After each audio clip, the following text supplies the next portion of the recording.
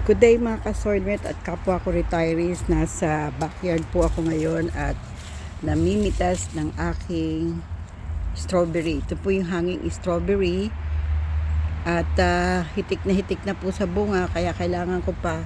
Ito po yung mga nakuha ko na medyo maliit siya pero super sweet. So marami pa, ito pa oh. Kaya nandito po ako, mamimitas muna ako. Yung iba ko pong yung hanging yung hanging strawberry ko talaga pong hitik sa bunga. Ang kagandahan po nito, hindi sila nasa lupa, kaya medyo maayos. Yung aking pong roses, pinutol po namin lahat dahil talaga pong tinamaan siya ng black spot, at lahat po ng roses after na mamulaklak. Sana po itong aking pink roses hindi tamaan, Tinityan ko pa at nalulungkot ako dahil na siya magi-11 years na tong rose ko. Pa naman, alam ko medyo matatak ang mga climbing rose, medyo mas sila, forgiving sila or easy to manage plant. But again, pag natapat sila sa panahon na maraming ang black spot, talagang bumibigay ang mga roses. So, 3 po yung paso at isa po yung napakalaki sa ground na nilagay namin, bumigay na ho. So, para hindi ma-contaminate yung iba naming halaman, pinutol na ho namin. Ang iniwan lang po namin ay mga 1 foot ang taas ng branches. So ngayon po nagtatanim po ako ng mga sage.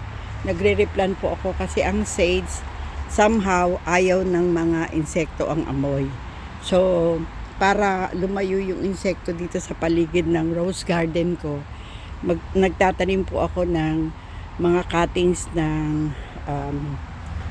Russian sage. Sobrang tapang po ng amoy pero mabango naman, So ito lang, nangihinayang ako talaga, sa nangyari.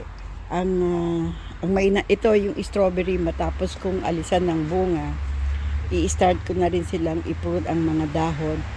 Kasi the more you prune yung dahon, the more silang yung yayabong, And today, itong panahon dito starting last week, tag-anin na ng mga strawberries, kaya talagang hitik na hitik sila sa bunga.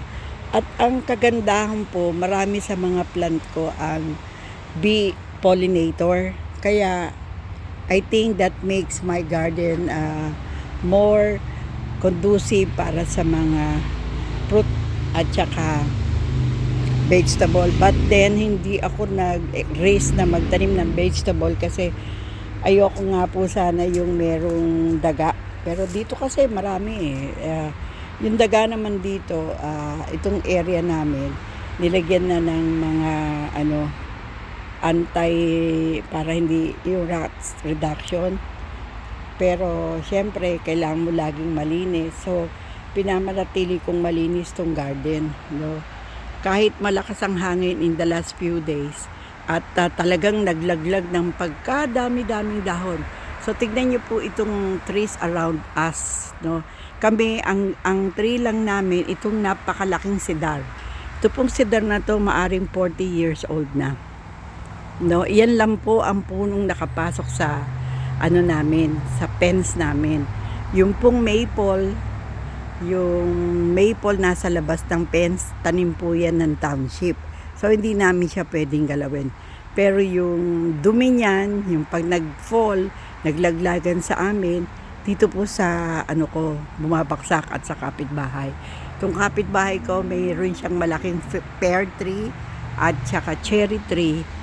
Tapos yung sumunod na bahay, yung second to our house, ay meron namang napakalaking malaking puno. I don't know the name. Pero usually yan, tinatanim yan doon sa mga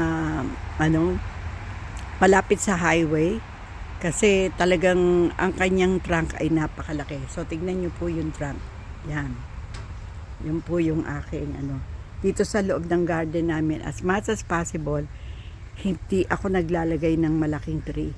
Lahat ng binili kong fruit bearing tree like apples, 2 lang po yun, ay nasa container.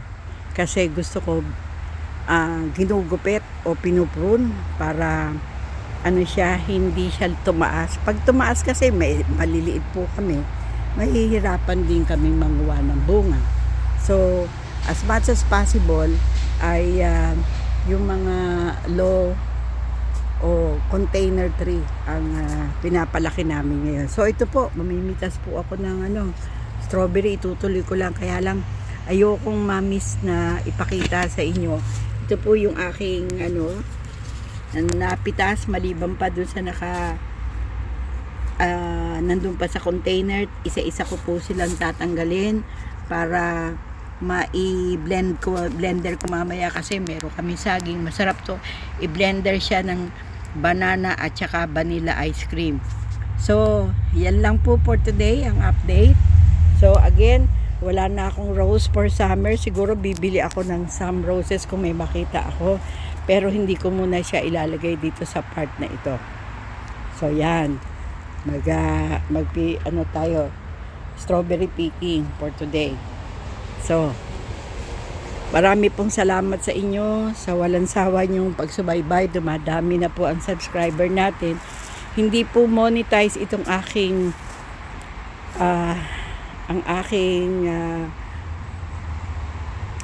channel, bagkus gusto ko i-document lang ang mga maari kong magawa habang ako ay capable, at ma-share ko sa mga classmate ko sa Pilipinas, sa US at dito sa Canada.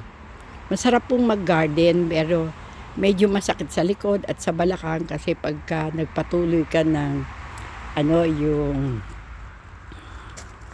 pagyuko, kasi ganyan lalo to medyo mababa, at least hindi sa ground level tong strawberry. Kaya nung isang araw nanguha na rin ako pero nagtaka ako, yung maliliit nung 3 days ago, ngayon nagpulahan. Kaya nangihinayang ako para matikman ng mga apo ko, kaya nangunguha na naman ako, kasi nakita ko na ang dami ng pula mula ng pagsilip ko kanina na ako'y magtatanggal ng mga tuyong dahon na nalaglag dahil sa lately po, in the last 2 days, ang dami-dami pong mga dahon sa ground dahil po naglaglagan mula sa malaking puno.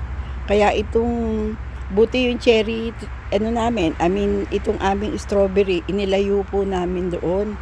Kasi sometimes pag may nalalaglag, tapos yung mga nalaglag na dahon ay may dalang ibang klaseng bag, pumupunta rin yun sa halaman mo. So inilagay ko to sa banda rito, malayo-layo sa puno. At kung meron mang malaglag, at least hindi ganun karami. So sana po nasa mabuti kayong kalagayang lahat, at ini-enjoy nyo yung summer. Sa mga nasalanta po dahil sa earthquake sa Mindanao, sa southern Mindanao, pagdasal po natin sila, at sana po umaksyon ng maayos ang ating gobyerno kahit may kunting kaguluhan. Alam namin na ang mga Pilipino, majority of them are Christians and Catholics and whatever denomination, ay may malambot na puso na handang tumulong sa panahon ng disaster. So, yan lang po. Let's all pray together para sa safety ng maraming Pilipino at mga taong nasa ibang bansa na nahaharap sa mga gera. Thank you, Lord, for all the blessing. Thank you, Lord, for all the strawberries you provided us this day. Bye for now. Thank you for watching. Thank you, Neddy and Marian Olan, Deng Paraiso, for your continuous viewing. Bye! I'll look us again from Langley, BC.